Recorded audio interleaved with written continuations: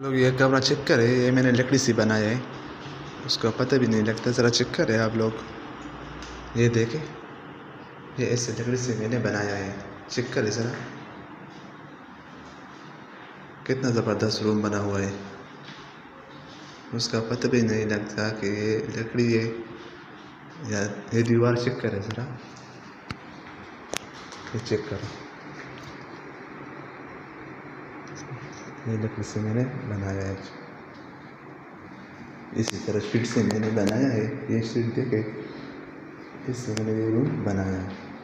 ये double sheet लगाया हुआ है, इस साइड पे भी और उस साइड पे भी, और किनारे मैंने ये चीज़ लगाई है। ज़रा चेक करें, और दरवाज़ा को देखो, ऊपर देखे ज़रा।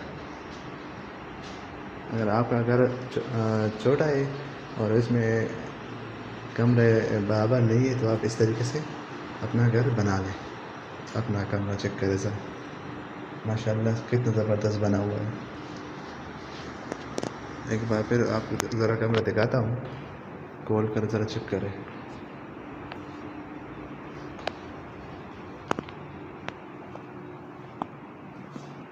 लाइट को ज़रा ऊपर देख लें, कितना ज़बरदस्त आया है।